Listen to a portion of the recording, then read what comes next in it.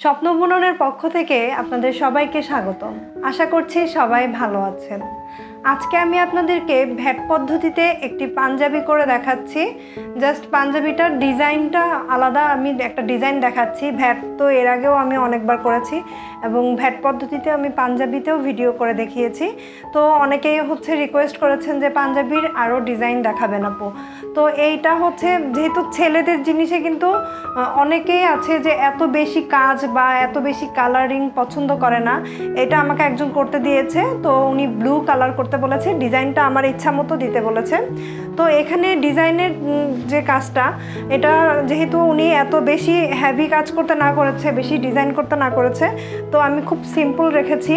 আর simple, অনেক সময় simple জিনিসও অনেক ভালো লাগে। তো এই পাঞ্জাবিটা জাস্ট মার্কেট থেকে আপনি আপনার পছন্দ মতো কাপড়, মানে পাঞ্জাবি, রেডিমেড পাঞ্জাবি কিনে নিতে পারেন। এটা আমি রেডিমেড পাঞ্জাবি কিনে নিয়েছি।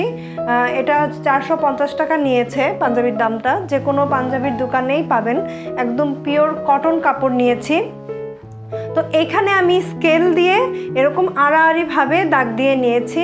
আমি জাস্ট নুই যে টাইডাইটা করে, মানে সুই সুতা দিয়ে সেলাই করে নেয়, প্রত্যেকটা কাঁথা সেলাইয়ের মতো তাক দিয়ে নেয়। তো এখন আমি এটা জাস্ট খালি এই অনুযায়ী সুন্দর করে বেঁধে নিব।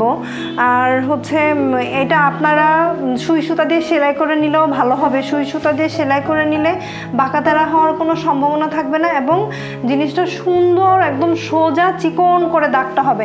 তো সেইটা দেখতে অনেক বেশি পারফেক্ট লাগে। তো এটা আমি এখন হালকা একটু ভিজিয়ে নিব, তাহলে আমার ভাঁজটা করতে সুবিধা হবে। তো এইবার আমি এইটাকে সুন্দর করে ভাঁজ করে নিচ্ছি।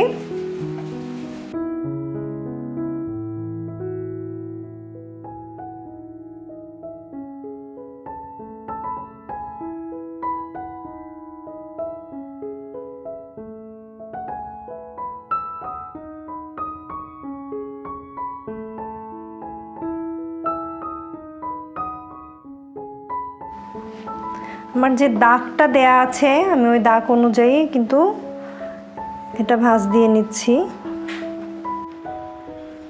তো পাঞ্জাবিটা আমি আমার ডিজাইন অনুযায়ী কিন্তু বেঁধে নিয়েছি।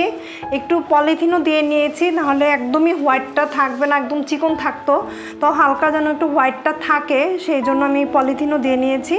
এটা ভেজানোই ছিল, প্রথমেই আমি কিন্তু ভিজিয়ে নিয়েছিলাম।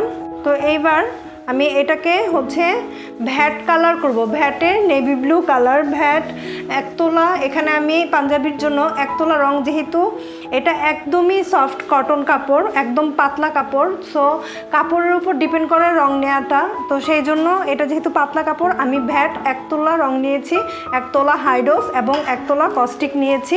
এটা আমি কেমিক্যালটা মিক্সড করে নিয়েছি। এখন আমি এটাতে এখন দিয়ে দিব, ভালো করে নাড়াচাড়া দিয়ে নিচ্ছি, যাতে কোথাও রং মানে সাদা না থাকে, ভালোভাবে সমানভাবে সব জায়গায় যেন রংটা বসে। তো এটা কিন্তু আমি ভালোভাবে নাড়াচাড়া দিয়ে খেয়াল করে দেখে নিয়েছি যে কোথাও মানে হালকা কালার নেই, সব জায়গায় একরকমভাবে রংটা বসেছে। এবার আমি এটাকে ধুয়ে নিব, ধুয়ে আপনাদেরকে ডিসপ্লে করে দেখাচ্ছি। তবে এই রঙের ব্যাপারটা কতটুকু লাগে, সাপোজ একটা পাঞ্জাবিতে কতটুকু রং লাগবে, সেটা ডিপেন্ড করে আপনি ডিজাইনটা, মানে আপনার রঙের ব্যবহারটা আপনি কতটুকু করছেন। রঙের ব্যবহার বেশি করলে কিন্তু রংটা বেশি লাগবে। আর যদি আপনি আপনার যে কালারটা, কাপড়ের কালার, সেটা বেশি রাখেন, রঙের ব্যবহারটা কম করেন, তাহলে কিন্তু রং কম লাগবে, মানে হিসাবের থেকেও কম লাগবে। আর যদি কাপড়টা একদম পাতলা থাকে তাহলেও রং কম লাগবে, আর কাপড়টা যদি মোটা হয় তাহলে হিসাবের থেকেও বেশি রং লাগবে। আচ্ছা, এটা আমি ধুয়ে নিচ্ছি এবার। তো এটা আমি ভালোভাবে ধুয়ে নিয়েছি, যতক্ষণ পর্যন্ত একদম ফ্রেশ পানি না বের হয়। এটা এখন আমি এটা খুলে নিচ্ছি।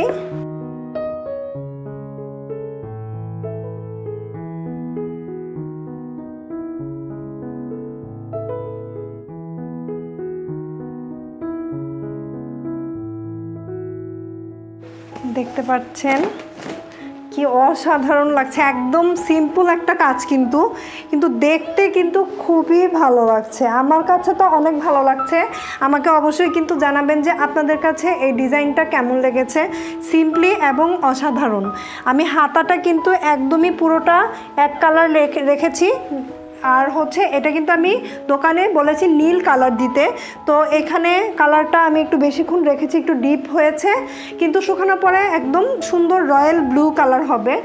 তো এতক্ষণ পর্যন্ত যারা আমার সম্পূর্ণ ভিডিওটা দেখেছেন আপনাদের সবাইকে অসংখ্য ধন্যবাদ, আর হচ্ছে যারা আমার চ্যানেলটি সাবস্ক্রাইব করেছেন আপনাদেরকেও ধন্যবাদ। সবাই ভালো থাকবেন, সুস্থ থাকবেন, দেখা হবে পরবর্তী ভিডিওতে।